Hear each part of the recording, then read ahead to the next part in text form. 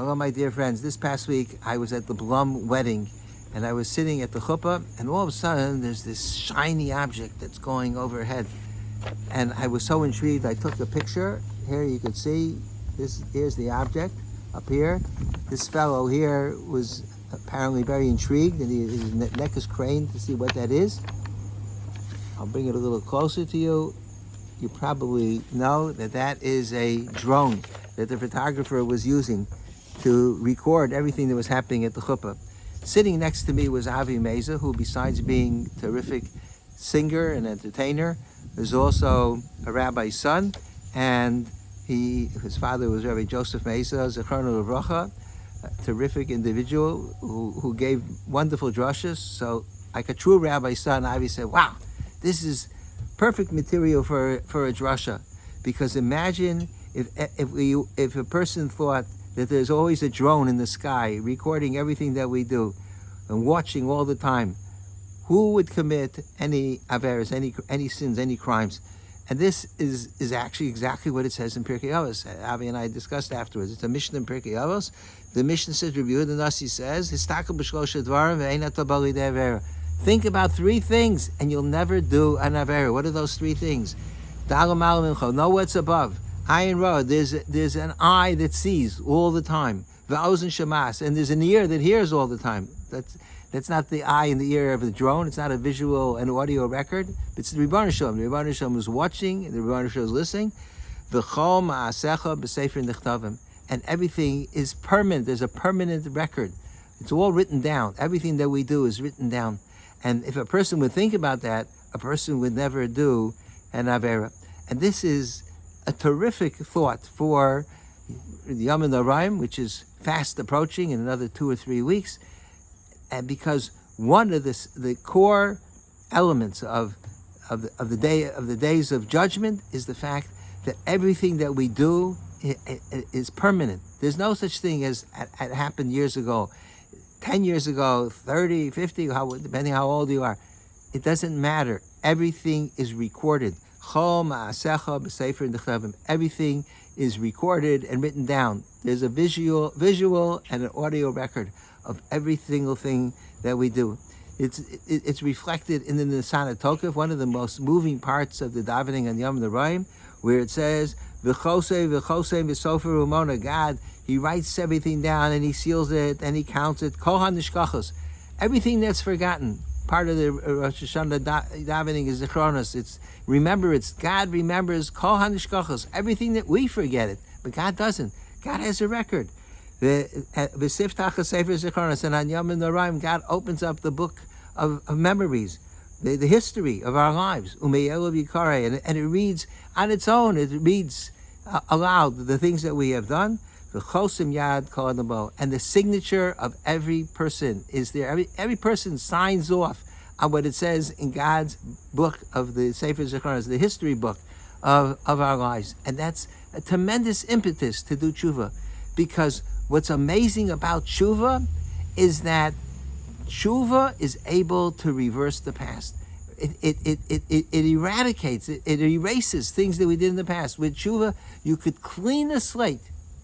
Everybody has things that we wish we hadn't done, things that we're not proud of. And by doing tshuva, a person is able to, it's like taking an eraser and cleaning the board. When they used to write with chalk on both, I don't know if they do it anymore. But you use an eraser and you can clean the whole board. And that's how or they had an Etch-a-Sketch where you write, and then when you pick up the paper, the cellophane, it disappears. That's what tshuva is. We could take the past and erase it. How? By acknowledging it and by doing tshuva, feeling a sense of remorse, making a commitment for the future, and promising not to do it, not to behave that way again. That is what Yomim Noraim is all about. The end of that phrase that I just quoted, "V'chosim yad kol adamo," the signature of each person is there. And I was wondering, what does it mean that there's a signature? God's history book, all the memories, every person signed on it. Why does God need every person to sign? And what does it mean we sign? Well, we go up to the Shemayim and we sign our names. I think it means that when you sign something, If a person, let's say, is writing a contract and he signs the contract, it shows an endorsement. It shows authenticity, that I agree, that I accept the terms of the contract. When during the course of the year, we do all sorts of things, but in our own mind, we have a distorted record of what happened. And we rationalize and we justify, and either we don't remember doing it, or we don't think we did it, or we don't think it was so bad. But when you see, eventually, God is going to, after 120 years, we'll come up to Shemayim and we'll see the visual and audio record, not from a drone, but from a Kadosh Baruch Hu Sefer HaZichronos. And it'll be undeniable that this is what we did. This is our life. There's no such thing as forgotten in the eyes of Rebbeinu Shalom. It's there.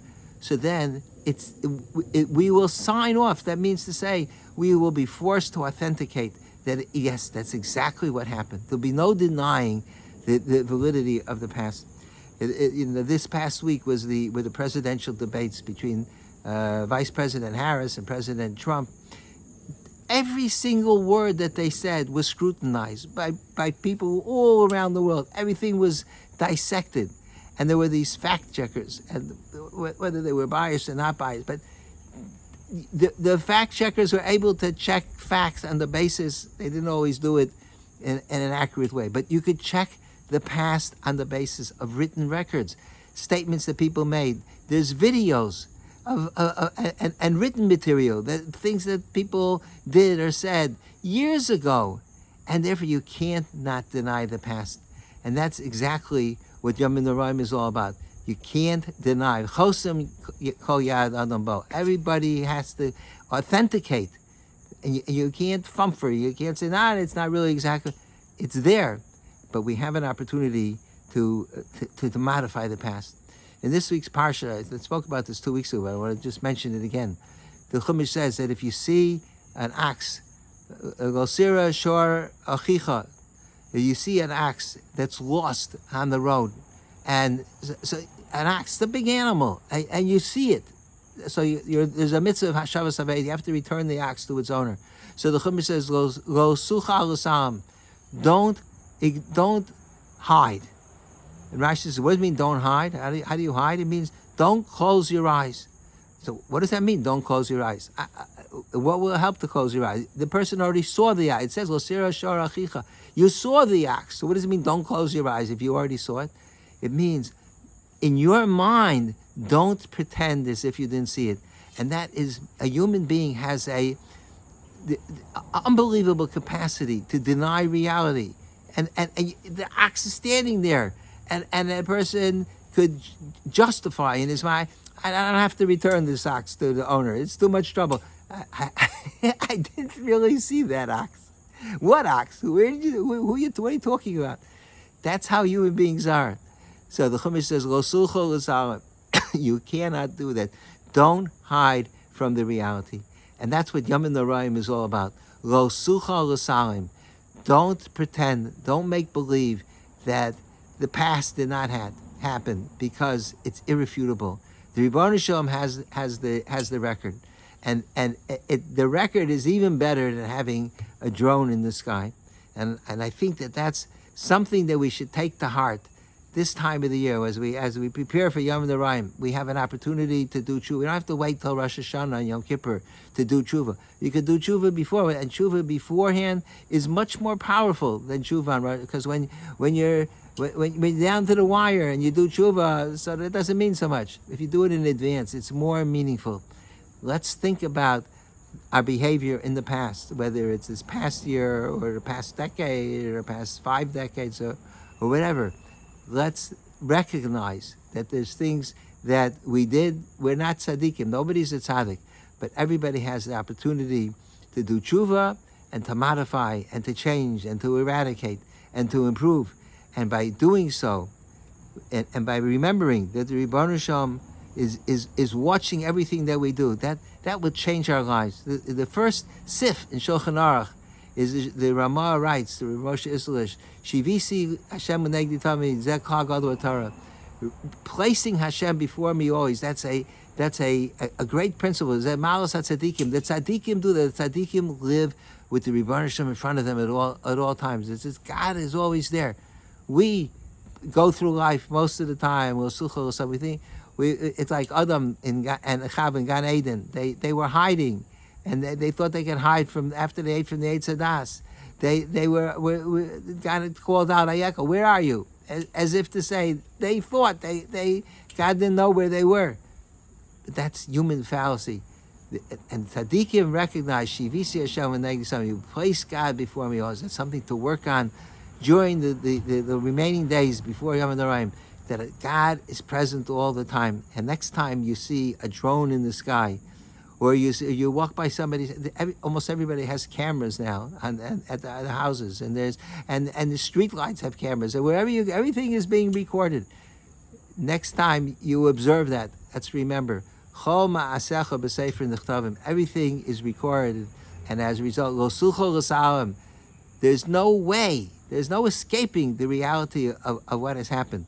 But we have, nonetheless, a tremendous opportunity to do tshuva and to modify and correct and change the past events in our own lives. Let us hope in Mirz Hashem we will all be zocha to a wonderful year and eksiva v'chasima tova. Thank you for listening and have a good Shabbos.